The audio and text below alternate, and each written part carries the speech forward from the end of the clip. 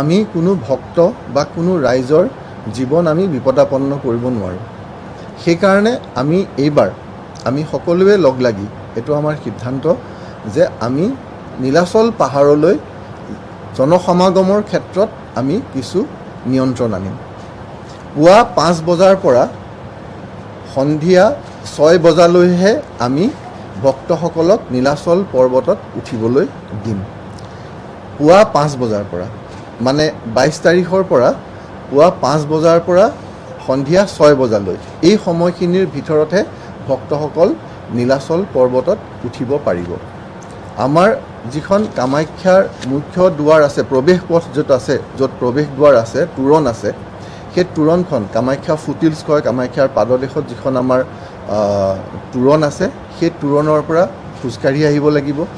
আৰু তালৈ বাছ বা বেলেগ বেলেগ কমাৰ্চিয়েল ভেহিকুলেৰে কেনেকৈ আহিব, তেওঁলোকে নিজে চলোৱা গাড়ী বা কাৰোবাৰ আনে চলাই অনা গাড়ীত অহা মানুহ কেনেকৈ আহিব, আমাৰ সেই বিতং যিখিনি আমাৰ ইনফৰ্মেশ্যন আছে, সেই গোটেইখিনি আমি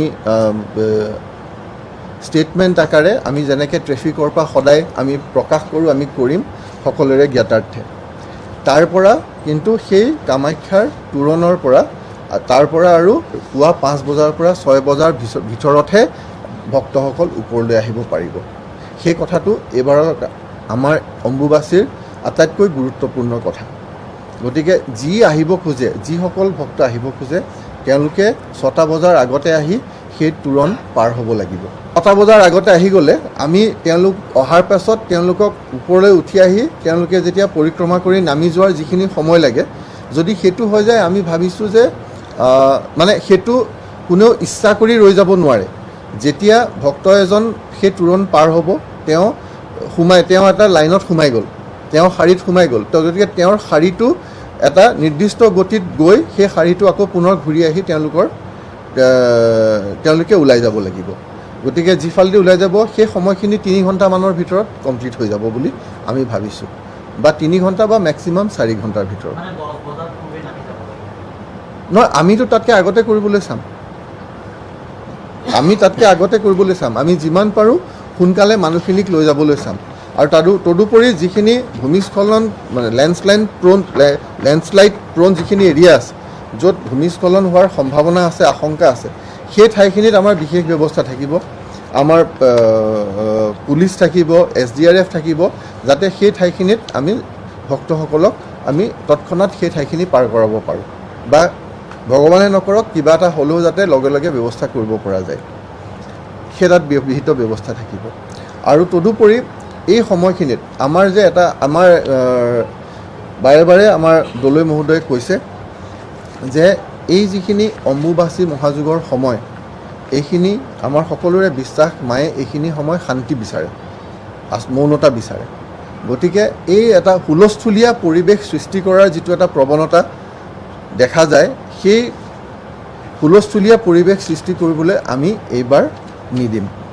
গতিকে আমি কোনো ধৰণৰ প্ৰচেছন বা কোনো ধৰণৰ হুলস্থুল কৰা, যে কিছুমান ডাঙৰ ডাঙৰ গ্ৰুপ আহে মানুহৰ, হুলস্থুলীয়া পৰিৱেশৰ সৃষ্টি কৰে, যি আচলতে দলৈয়ে কোৱাৰ দৰে আমাৰ কামাখ্যাৰ যি সাধনা, কামাখ্যাৰ যি আমাৰ ভক্তি, তাৰ পৰিপন্থী।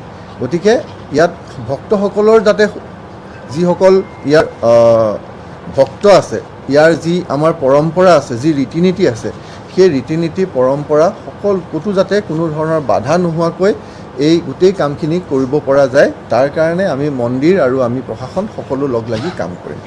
গতিকে আমাৰ এই গোটেই ব্যৱস্থাটোৰ মূল কথাটো হ'ল যে আমি ভক্তসকল ওপৰলৈ অহাৰ ক্ষেত্ৰত, নীলাচল পাহাৰৰ ওপৰলৈ অহাৰ ক্ষেত্ৰত আমি নিষেধাজ্ঞা আৰোপ কৰিছোঁ। পুৱা 5 বজাৰ পৰা সন্ধিয়া 6 বজাৰ ভিতৰতহে আহিব পাৰিব, তাৰ বাহিৰে আৰু আহিব নোৱাৰিব। তদুপৰি মন্দিৰ খোলাৰ পাছত প্ৰথম 2 দিন ইয়াত কোনো ধৰণৰ VVIP দৰ্শনীৰ ব্যৱস্থা নাথাকিব। ইয়াত সাধাৰণ ভক্তই যেনেদৰে আহি দৰ্শন কৰে তেনেদৰেহে দৰ্শন কৰিব লাগিব। গতিকে সেই 2 দিনৰ ক্ষেত্ৰত কোনো ধৰণৰ VVIP দৰ্শনী নাথাকিব।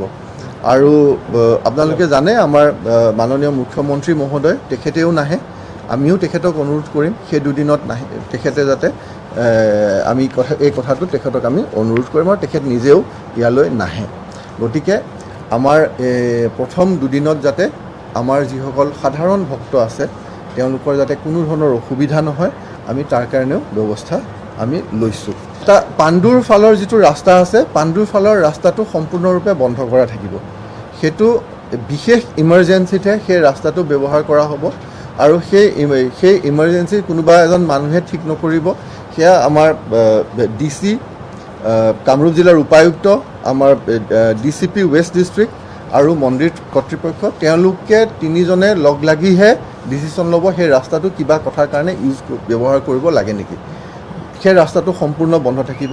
সেইফালেদি সাধাৰণ বা আমি VIP বুলি কওঁ কোনো সেইফালেদি আহিব নোৱাৰিব, সেই কথাটো আপোনালোকৰ জৰিয়তে আমি ৰাইজক জনাব খুজিছোঁ। গতিকে তাৰ বাহিৰে যিখিনি আমাৰ ব্যৱস্থা আছে যে বিশেষকৈ গাড়ী আৰু বাছ লৈ অহা, খোজকাঢ়ি অহা, ক'ত পাৰ্কিং ৰাখিব, ক'ত পাৰ্কিঙৰ ব্যৱস্থা হ'ব, সেই গোটেই সবিশেষখিনি আমি আপোনালোকক এখন লিখিত প্ৰেছ বিজ্ঞপ্তি দিম। আপোনালোকক আমি অনুৰোধ কৰিছোঁ আপোনালোকে যাতে সেই গোটেই কথাখিনি ৰাইজৰ জ্ঞাতাৰ্থে প্ৰকাশ কৰে আৰু আমি এডভাৰটাইজমেণ্টটো দিম আৰু আমি সৰু সৰু আপোনালোকক ক্লিপো বনাই দিম যাতে আপোনালোকে আপোনালোকৰ মাধ্যমৰ জৰিয়তে সেইখিনি দেখুৱাই থাকিব পাৰে ৰাইজৰ জ্ঞাতাৰ্থে। ফেৰী কাৰৰ ব্যৱস্থা কাৰো কাৰণে নাথাকে। ফেৰী কাৰৰ ব্যৱস্থাত যদি যিখিনি আমাৰ অন ডিউটি থাকিব, চাওক কামাখ্যা নীলাচল পৰ্বতত যিখিনি মানুহ থাকে, নীলাচল পৰ্বতৰ যিসকল বাসিন্দা আছে তেওঁলোকৰ অহা যোৱাৰ কাৰণে এটা ব্যৱস্থা থাকিব আৰু তাৰ বাহিৰে যিখিনি এছেঞ্চিয়েল ছাৰ্ভিচৰ কাৰণে যিটো ব্যৱস্থা থাকিব লাগে সেইখিনি থাকিব।